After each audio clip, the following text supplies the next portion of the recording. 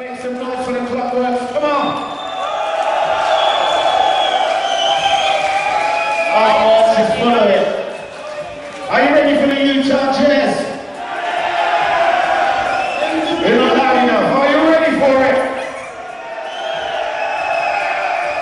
Ladies and gentlemen, let's get ready to rumble.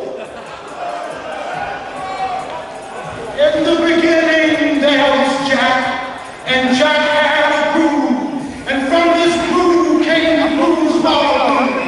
And while one day viciously throwing down on the box, Jack Jordan declared, "Let there be house," and house music was born. I am, you see, I am the creator, and this is my house. And in my house there is only house music. But I am not so selfish, because once you enter my house, it then becomes our house and our house music. And you see, no one man owns house, because house music is a universal language spoken and understood by all. You see, house is a feeling that no one can understand really unless you're deep into the vibe of house. House is an uncontrollable desire to jack your body. And as I told you before, this is our house and our house music. And every house you understand there is a people. And in this house the people is Jack. Now some of you might wonder, who is Jack and what is it that Jack does? Jack is the one who gives you the power to jack your body. Jack is the one who gives you the power to do the snake. Jack is the one who gives you the key to the way you work. Jack is the one who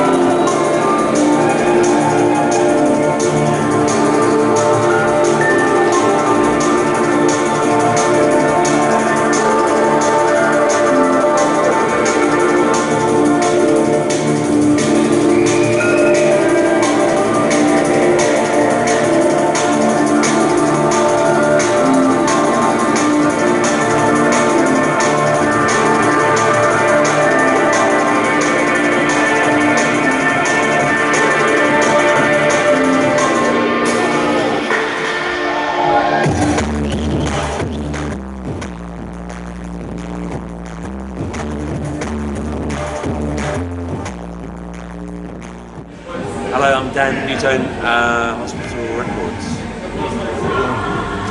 Hi, I'm Luke, Utah Jazz, from a few different labels, the main one being Vintage Recordings, my new label, and yeah, carry on.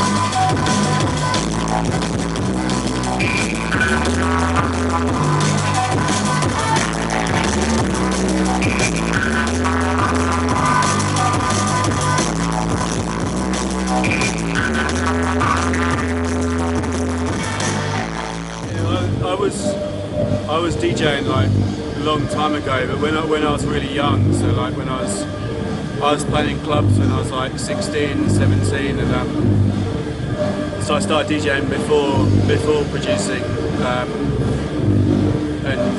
that DJing's really my thing. Like I think I much prefer that. But to DJ these days, you have to produce, so it's like you have to like carve a niche for yourself, hopefully in some kind of production way. But yeah, DJing has been my thing for a long time now. Dan's even older than me, so Probably. Are you older than me? I think so, yeah. You must be, you've got 3 kids. Yeah, I'm 24. I'm 21, so he's well older than me.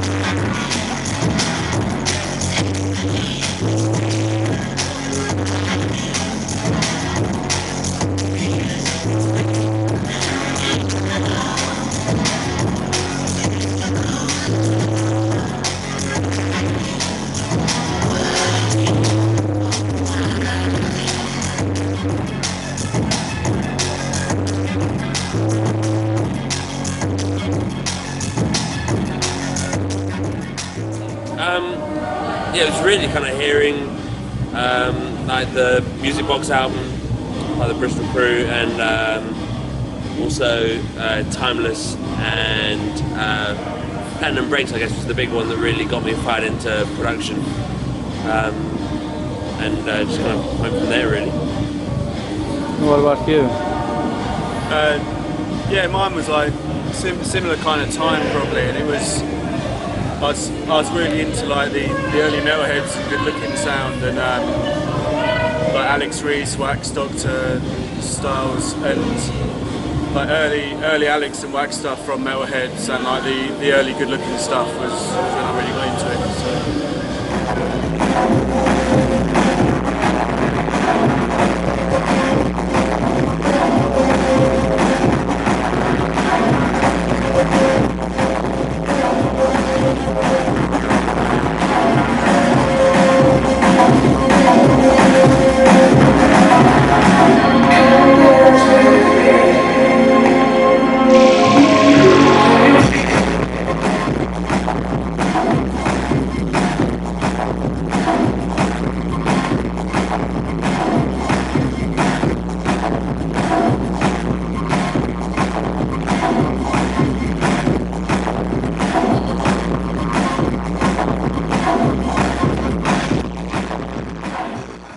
Like back in the day, I think the only difference I can see now is like back in the day when I used to go and see DJs, it was like the DJs were all playing like across the board, and like I'd really love to do that now. I know you do as well, and like, but it's the one thing now I don't see as much. Like people, I think it's because there's a lot of producers now who are, well, DJing is so producer based, and people get bookings because they've made tracks, and so it then becomes, I think some of the nights become a bit segregated. You get people playing this or that based on what tracks they make rather than being DJs. But it's still, there's such an amazing wide range of tunes out there, and there's always shit though. I mean, there's always been rubbish, and there's always been like amazing tunes, and there's always been amazing producers and amazing DJs. Yeah. Just sometimes people come through and do both.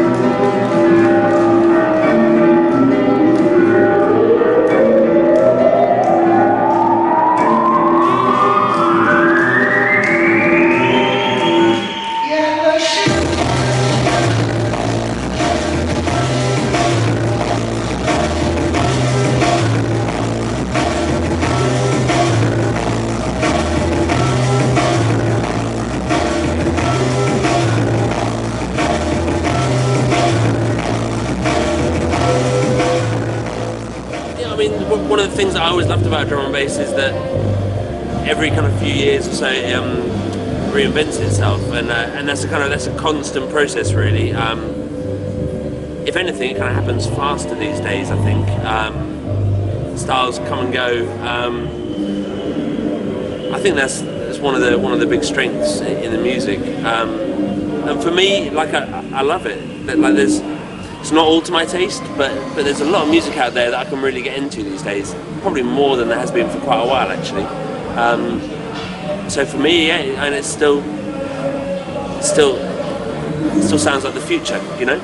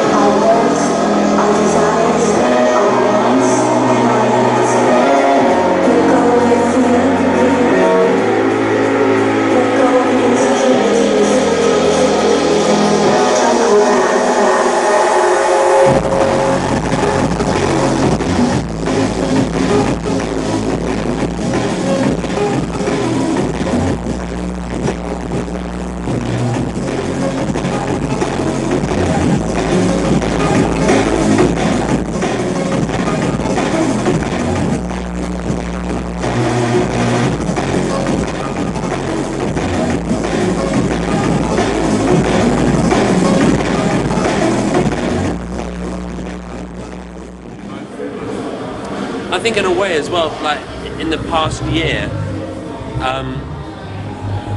some of the, I don't want to be too political, but some of the kind of silly music seems to have taken like a back seat now. Yeah. Like there was a period where like there was stuff that sounded like it was made for, you know, 5-year-olds. And you know, that stuff still would like smash up a club, you know, and so you can't take anything away from that, and it still had high production values and stuff, but you don't seem to get so much of that stuff, like right now at least. It's not such a prevalent sound, and I think people are coming back round to what you were saying about kind of, you know, being a bit more wide ranging with the music. I think dubstep has helped in that respect actually, because on the one hand, maybe it's taken some of that silliness and sucked all that off, and you know, you got the kind of the ridiculous wobble stuff that goes on in dubstep. But also, like, since dubstep's been going, like it's really pushed the kind of forward-thinking, experimental stuff. You know, like if you listen to a lot of dubstep sets from good DJs, like they'll be playing like classic dubstep, they'll be playing stuff that's more garagey, they'll be playing stuff that's really kind of out there and experimental, and I think some of that has kind of fired up some of the drum and bass DJs to be a bit more left field with the stuff that they might play, you know. That, and also the rise of the whole kind of minimal autonomic sound, like that makes people appreciate that, you know, you can play some interesting stuff that's not so easy, you know, like difficult music, and still keep a crowd on board. So it's got to be a positive thing from where I stand, at least.